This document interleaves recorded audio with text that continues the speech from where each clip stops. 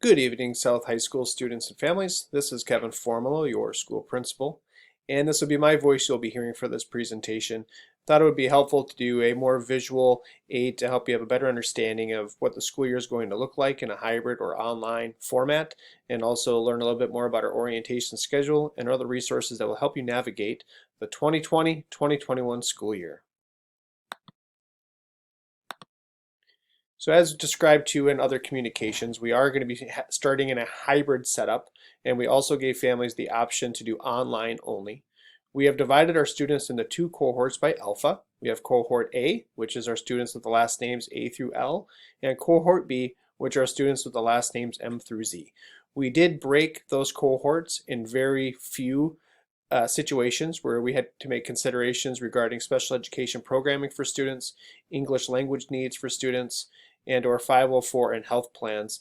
We also made concessions where we had to do alignments for siblings 6 through 12, where there may have been multiple students in the same household with different names, and or a sibling might have been moved because of their special education, EL, or 504 plans, and then we aligned the students together to make that work. So thank you for adhering to our cohorts.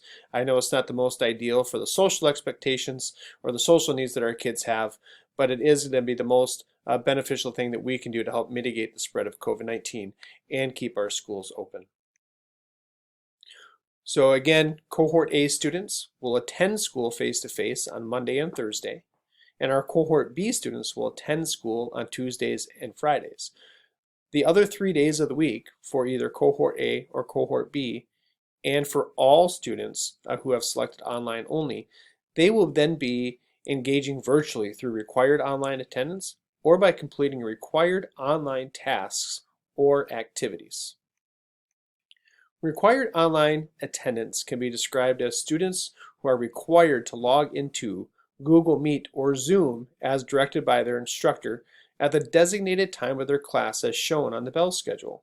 While one cohort is attending class in person, the other cohort would be in attendance online.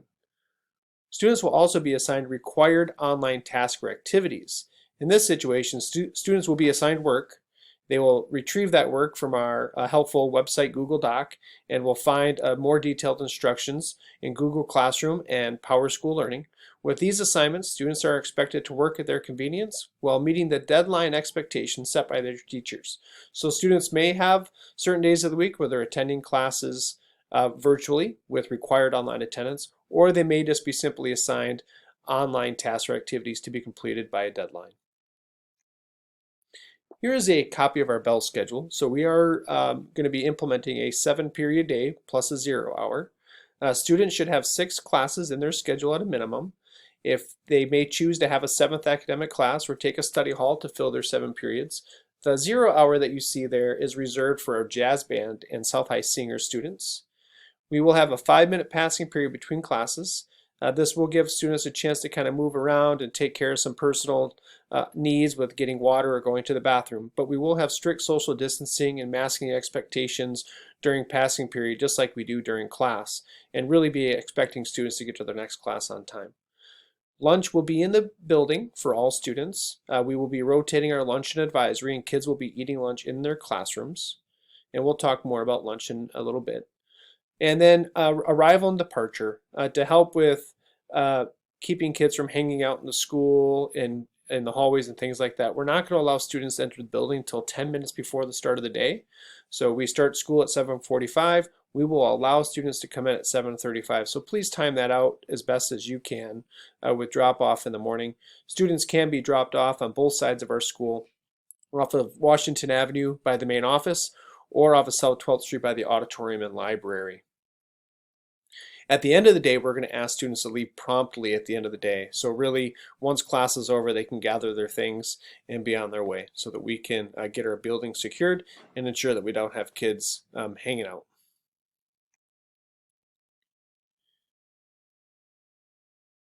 We will also be we'll continue using our attendance scanners, so kids will scan in using their ID cards or their phones. And we will be taking attendance for online only students. So online only students, you will be required to engage in your classes. And on Thursday and Friday, whichever cohort you're in, your teachers will be taking attendance for your class as an indicator of your engagement during the previous week. So if you haven't been around, if they haven't heard anything from you, you'll be marked absent, which will go on your academic record. We are building a kind of a mock or a tentative Wednesday schedule to help our teachers not be in conflict with each other if they choose to have required online attendance classes or office hours or check-ins with interventions with students who may need some support. So this is a schedule that's also on our website, but you can see that we have 20-minute chunks for classes from 0 hour through 7th hour on those days. If teachers choose to have required online attendance, these would be the times that you would log in. You would get Google Meet invites or Zoom invites from your teachers, so you would see those in your calendar as well. But they'll also have office hours and other things posted for which you can attend. There will be 5-minute breaks in between so that you can transition from one to the other as well. So this is true for all A, B, and virtual students. So this might be the one day in addition to the others that everyone would be all virtual in one class together. To help you better track what should be going on, we did this last spring, but we have our Google Doc landing page. So if you go to our South High School page, you'll see right on the front an image of something that says online learning, virtual learning. If you click on that link, you will see another page where it shows daily announcements, which you can click on, but on the left you can see where it is departments. And if you click on departments, it will take you to the academics, and you can see all the classes that are listed there. And when you click on a class, it's going to take you to that Google Doc. And this is obviously blank now for English 1, but this will populate with all the information by day so that you know what your student, and students can use this as a resource so that they also know what they should be doing. So each day or each week you can look at this and build a weekly schedule to know what should be happening both face-to-face in a hybrid scenario, what should be happening on a student's virtual days, or what an online student should be doing all 5 days of the week. So getting to orientation, we have shared this with you a couple times, but just a reminder that we are going to be bringing in our students in cohorts to really kind of ease our way into the school year. So 9th graders will kick off the week. Our 9th grade cohort A students will start on Tuesday. Our 9th grade cohort B students will be on Wednesday, and 9th graders will be starting at 7:45 a.m. and going till 3 o'clock p.m. So this is really going to give us a chance to do some good onboarding with our 9th graders and give them tours of the building and really let them get to know our school and have a better understanding of how high school is going to work in a hybrid situation. And then on Thursday, we have our sophomores, cohort A in the morning. In the afternoon, our cohort B. And then Fridays are juniors, A in the morning, B in the afternoon. And then the following week for seniors, they'll be on that Tuesday the 8th, our cohort A in the morning, cohort B in the afternoon. And then on September 9th, we will have a required online-only student orientation. This will be for all cohorts and grades. We'll be sending out Google Meet invites this week, and that will go from 10:45 a.m. with an advisory and go through 3:30 p.m. so you can go through all 7 of your classes. And then on September 10th, that will be our first day as in our new hybrid format with cohort A, and Friday, first day for cohort B. To talk a little bit about COVID mitigation for students and staff, we will require when feasible, 6 feet social distancing at all times. So we really want to make sure that we're doing this with our physical space in terms of how our classrooms are set up, where we put our desks in the classrooms, and then also just that reminder to work with students about those personal boundaries. Now I understand that maybe you as a student or your child has been hanging out with their best friends, and at school they're going, well, why can't I hang out? Why can't I be with them? I'm with them all the time. We're really just asking that we have to maintain this 6 feet social distancing. By not being able to do that, if there happens to be cases anywhere that we see that there is a breach of kind of these contracts, students may have to go on quarantine and not be able to come to school. We will have mandatory masking. So in all areas, other than when eating and drinking, unless a student has a need for a shield or not to wear a mask because of a medical plan. But students will need to wear masks from the minute they enter the building and until they leave, other than for eating and drinking, more importantly during lunch. We have the multiple entries as I described to you before. The students can enter from the main office or through the library auditorium doors. And at the end of the day, students can use any door to exit. We will have a closed campus during lunch periods, and we will not be having dismissal throughout the day currently. So students must bring a lunch from home or participate in the district school lunch program. We will not be permitting students to order food for delivery during lunch or any other time during the day. So thank you for understanding this, but we can't have students going out in the community and coming back to the building if we're trying to maintain strict mitigation protocols with masking and maintaining 6 feet of social distancing. Some other general parameters, because we have a mandatory masking order in place, we won't be allowing food in the classroom other than for breakfast, the first 10 minutes of that first hour, and during lunch when you have your lunch time during that advisory window. We are not going to allow students to have food in the classroom unless it's part of their health plan. So eating, maybe you can do it during your passing period, but we're really asking that you take care of your food needs during lunch. We will have limited passes, so students should use their passes, passing period for bathroom uses and filling water bottles.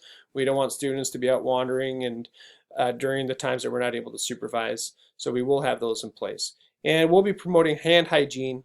Will be promoted and encouraged.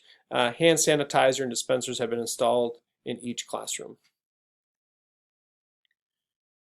So in between classes, we will be cleaning desktops. So teachers will spray desks at the end of class when students are leaving. And when students are arriving, they'll grab some paper towel and wipe down that space before they sit down.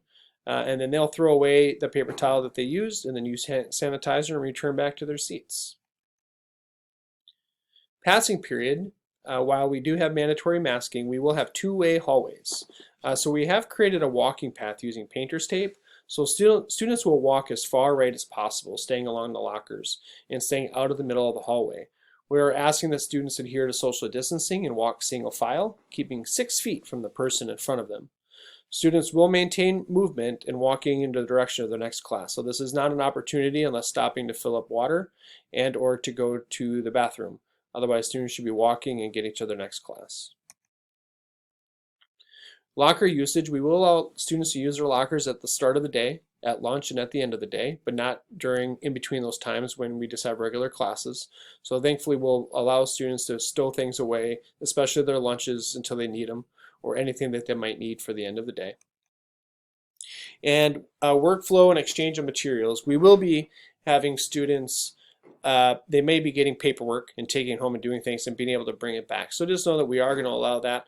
But there might be some discretion based on teacher preference as to how long they're going to let materials sit before they would grade them. So just note that it might take some time to get work back to you.